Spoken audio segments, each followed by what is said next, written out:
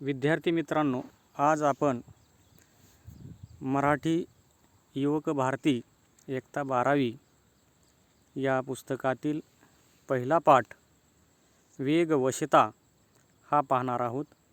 या पाठाचे लेखक आहेत प्राचार्य शिवाजीराव भोसले। त्यांचा जन्म 1927 व मृत्यू 2010 झालेला आहे। हे एक नामवंत वक्ते, महाराष्ट्रातील सुप्रसिद्ध विचारवंत आणि व्यासंगी लेखक, देशात आणि विदेशात अनेक विषयांवर व्याख्यानमाला त्यांनी गाजवल्या। पुणे येथील वसंत व्याख्यानमालेत सलग 28 वर्षे व्याख्याने दिली। कथा वक्तृत्वाची जागर, खंड 1 व 2, जीवनवेध, दीपस्तंभ, देशोदेशींचे दार्शनिक, मुक्तिगाथा, महामानवाची, यक्षप्रश्न, हितगोष्टी इत्यादी ग्रंथ प्रकाशित। औरंगाबाद येथील डॉक्टर बाबासाहेब आंबेडकर मराठवाडा विद्यापीठाचे माजी कुलगुरू, राजश्री शाहू महाराज पुरस्कार कोल्हापूर, श्रीमंत मालोजीराजे स्मृती पुरस्कार फलटण अशा पुरस्कारांनी सन्मानित। तर प्राचार्य शिवाजीराव भोसले हे एक नामवंत वक्ते म्हणूनसाठी ओळखले जातात। महाराष्ट्रातील एक ते सुप्रसिद्ध विचारवंत आणि व्यासंगी लेखक म्हणूनसाठी नावलौकिक पावलेले आहेत। देशात आणि विदेशांमध्ये अनेक विषयांवरती त्यांनी जे काही व्याख्यानमाला केलेल्या आहेत त्या गाजलेल्या आहेत। पुणे या ठिकाणी सलग 28 वर्ष त्यांनी व्याख्यानमाला गाजवलेली आहे, व्याख्यान दिलेलं आहे। त्यांची कथा वक्तृत्वाची हे एक पुस्तक गाजलेलं आहे। त्यानंतर जागर खंड 1 व 2 या पुस्तकातीलच म्हणजे जागर खंड 2 मधील वेग वशता हा पाठ आपण या ठिकाणी अभ्यासणार आहोत। त्यानंतर त्यांचं पुढचं पुस्तक आहे जीवनवेध, त्यानंतर दीपस्तंभ, देशोदेशींचे दार्शनिक, मुक्तिगाथा महामानवाची, यक्षप्रश्न, हितगोष्टी इत्यादी ग्रंथ त्यांचे प्रकाशित झालेले आहेत। आता त्याचबरोबर लेखक औरंगाबाद येथील डॉक्टर बाबासाहेब आंबेडकर मराठवाडा विद्यापीठाचे माजी कुलगुरू म्हणूनसाठी त्यांनी काम पाहिलेलं आहे। त्यांना राजश्री शाहू महाराज पुरस्कार मिळालेला आहे। त्याचबरोबर श्रीमंत मालोजीराजे स्मृती पुरस्कार फलटण हाही त्यांना त्या ठिकाणी मिळालेला आहे। अशा विविध पुरस्कारांनी लेखकाला सन्मानित करण्यात आलेलं आहे। प्रस्तुत पाठामध्ये हा पाठ वैचारिक पाठ आहे। या वैचारिक पाठात लेखकाने अतिवेगाच्या आहारी गेलेल्या माणसांच्या विकृतीवर नेमकेपणाने बोट ठेवले आहे। वेळ आणि श्रम वाचवण्यासाठी वाहनाची गरज लेखकालाही पटते, मात्र गरज नसताना खोट्या प्रतिष्ठेपायी कर्ज काढून वाहन खरेदी करण्याच्या वर्तमानकालीन मानसिकतेवर लेखकाने प्रकाश टाकला आहे। महानगरात, शहरात ठराविक वेळेत अनेक ठिकाणी पोहोचून कामे करावी लागतात हे खरे असले तरी नको तितक्या वेगाने वाहने चालवून लोक अपघातांना निमंत्रण देताना दिसतात, याचे लेखकाला वैषम्य वाटते। वेळ वाचवण्यासाठी माणसे वाहने वापरतात, परंतु माणसे वाचलेला वेळ पुन्हा वाहन चालवण्यात वाया घालवतात, तेव्हा वाहने माणसांवर स्वार होतात, अशी मार्मिक टिप्पणी लेखक करतात। अफाट वेगाने वाहने चालवण्याच्या प्रवृत्तीमुळे वाहन चालकाच्या शरीर मनावर अनावश्यक ताण निर्माण होतो। त्यामुळे स्वत्व आणि स्वास्थ्य हिरावून घेणारा अनैसर्गिक वेग कमी करण्याबाबत लेखक शेवटी कशा प्रकारे स्पष्ट इशारा देतात ते या पाठातून आपणाला पाहायचं आहे। पहा की प्रस्तावनेमध्ये लेखकानं काय केलेलं आहे, प्रस्तुत पाठामध्ये अतिवेगाच्या आहारी गेलेली जी काही माणसं आहेत, या माणसांच्या विकृतीवर नेमकेपणानं लेखकानं बोट ठेवलेलं आहे। लेखक मान्य करतो की वेळ आणि श्रम वाचवण्यासाठी वाहनांची गरज आहे, ते लेखकालाही पटलेलं आहे। मात्र गरज नसताना खोट्या प्रतिष्ठेपायी काही लोक कर्ज काढून वाहन खरेदी करतात आणि आपला जो काही मोठेपणा आहे तो दाखवण्याचा प्रयत्न करत असतात, किंवा या वाहनांचा उपयोग काम नसतानाही ते त्या ठिकाणी करत असतात। आणि मग ही जी काही वर्तमानकालीन मानसिकता आहे त्यावरती लेखकानं या ठिकाणी काय केलेलं आहे, प्रकाश टाकलेला आहे। महानगरांमध्ये, शहरांमध्ये किंवा आपण पाहतो की ग्रामीण भागात सुद्धा शेतीतील कामं करण्यासाठी वेळेवरती पोहोचण्यासाठी वाहनांची आवश्यकता असू शकते। म्हणजे ठराविक वेळेत त्या ठिकाणी जाऊन काम करणं किंवा ती कामं करावी लागतात। परंतु हे जरी सत्य असलं तरी नको तितक्या वेगाने वाहनं चालवून लोक काय करत असतात की त्या ठिकाणी अपघातांना निमंत्रण देत असतात। म्हणजे आवश्यक त्या वेगातच वाहनं चालवली पाहिजेत, हे लेखकाला या ठिकाणी सांगायचं आहे। लेखकाला या गोष्टीचं वैषम्य वाटते की वेळ वाचवण्यासाठी माणसे वाहनं वापरतात, परंतु माणसं वाचलेला वेळ पुन्हा काय करत असतात की त्या ठिकाणी वाहने चालवण्यासाठी वाया घालवतात। विनाकारण गरज नसताना ते काही ठिकाणी फेरफटका म्हणूनसाठी मारायला जात असतात आणि अति गतीनं वाहनं चालवत असतात। तेव्हा वाहने ही माणसांवर स्वार होतात, म्हणजे त्या ठिकाणी अपघात होतात, अशी एक मार्मिक टिप्पणी लेखकानं या ठिकाणी केलेली आहे। अफाट वेगानं वाहने जे आहे ते चालवण्याच्या या मानवी प्रवृत्तीमुळे वाहन चालकाच्या शरीरावर मनावर अनावश्यक अशा पद्धतीचा ताण निर्माण होतो आणि त्यामुळे त्याचं जे काही स्वत्व आहे आणि स्वास्थ्य आहे ते हिरावून घेतलं जात असतं।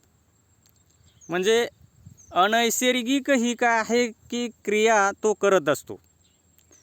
वाहने चालवा, परंतु ती कमी वेगामध्ये, आवश्यक त्या वेगामध्येच चालवली पाहिजेत, असं लेखकानं काय केलेलं आहे की या ठिकाणी इशारा दिलेला आहे।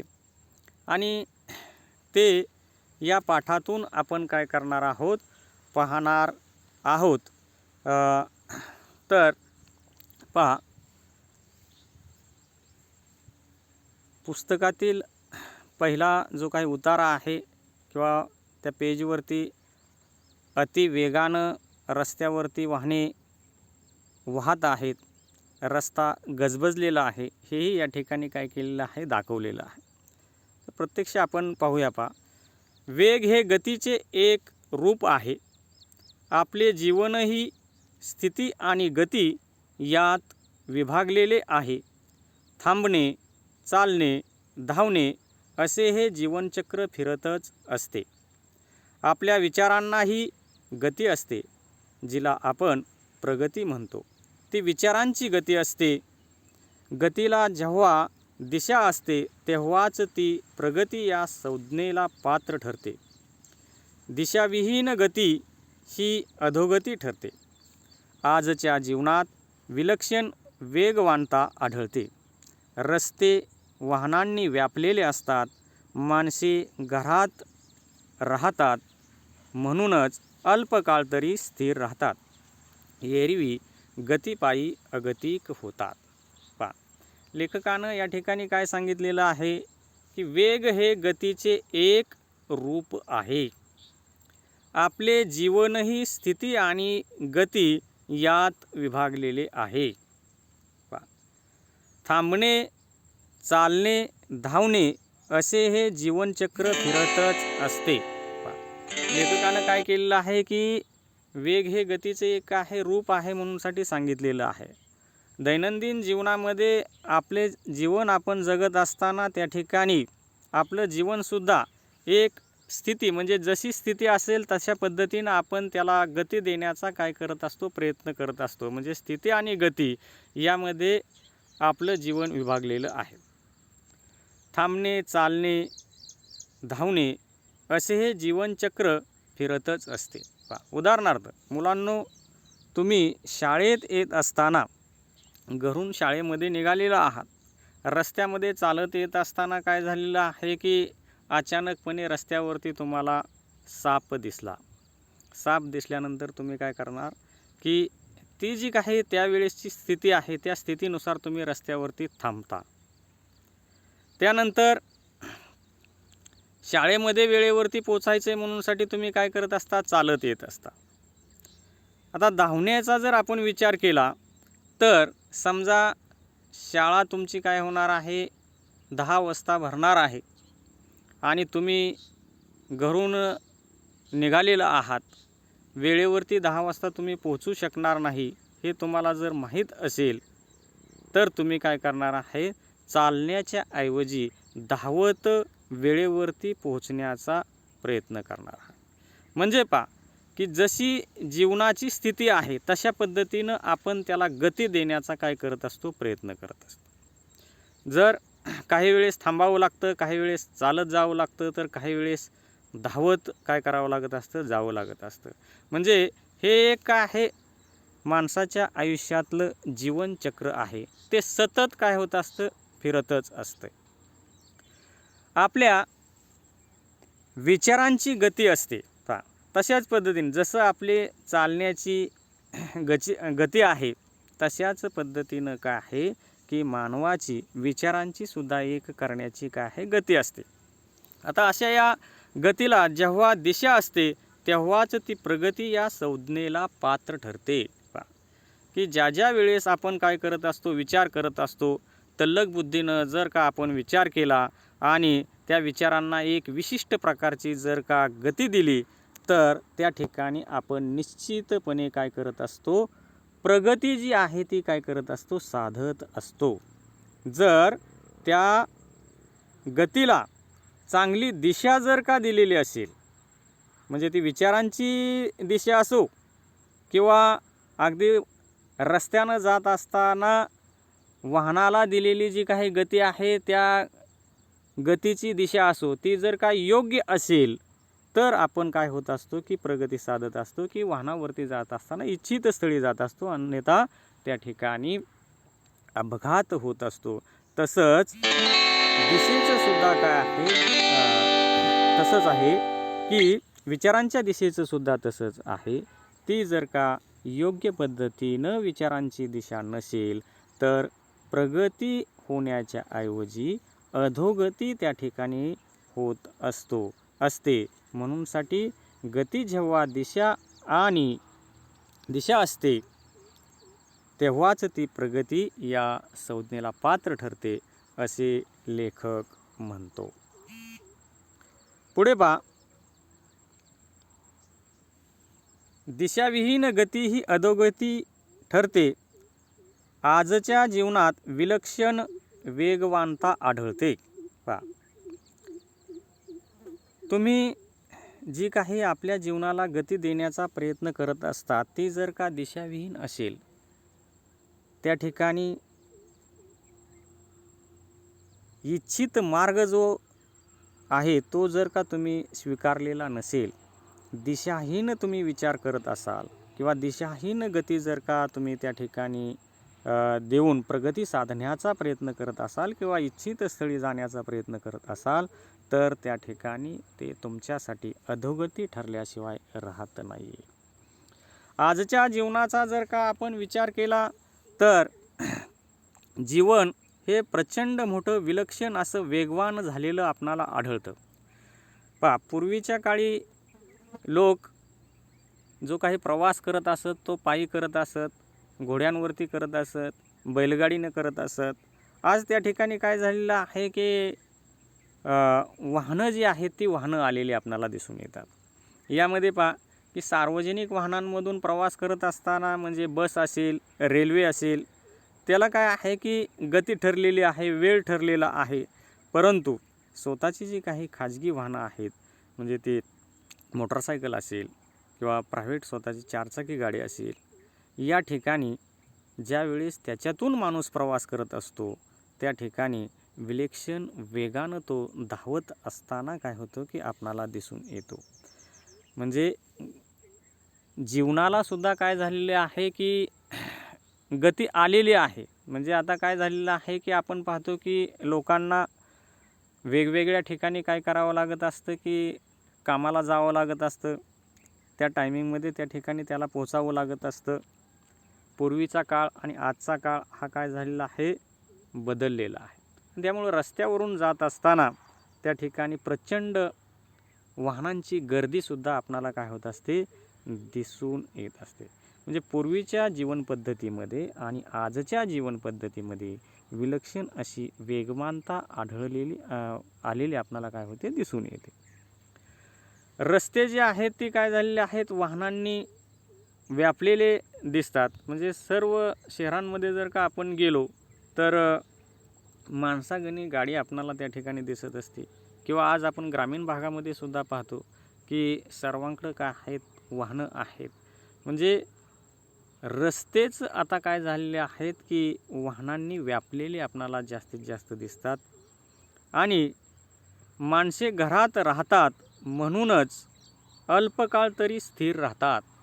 याच्यातून लेखकाला काय सांगायचं आहे की माणसं जी आहेत आपलं काम उरकून आल्यानंतर, म्हणजे ऑफिसला जाऊन संध्याकाळी घरी आल्यानंतर ती अल्पकाळ, काही लोकांचे काम करण्याची जी काही पद्धत आहे ती पहा की अगदी 9-9, 10-10 वाजता काय होत असतात, रात्री घरी येतात.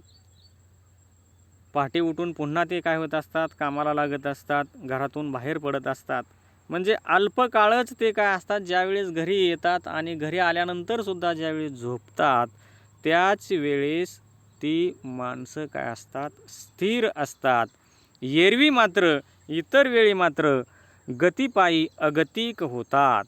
म्हणजे या जीवनाच्या स्पर्धेमध्ये जगत असताना ती असहाय्यपणे, अगतिक म्हणजे काय, असहाय्य किंवा केविलवाणे अशा पद्धतीनं ते काय करत असतात की गतीच्या आहारी गेलेली आपणाला काय होत असतात, दिसत असतात. म्हणून लेखक म्हणतो की एरवी गतिपायी अगतिक होतात. म्हणजे माणूस फक्त रात्री झोपणं तेवढाच काय तो शांत झोपलेला किंवा स्थिर असलेला आपणाला दिसून येतो. उठल्यापासून झोपेपर्यंत त्याचं हे गतीचं जे काही चित्र आहे ते त्या ठिकाणी आपणाला काय होत आहे, धावताना दिसत आहे. हे लेखकानं काय केलेलं आहे, या उतार्यातून सांगितलेलं आहे. तर पुढील तासाला आपण पुढचा जो काही पाठातील भाग आहे तो पाहणार आहोत. धन्यवाद.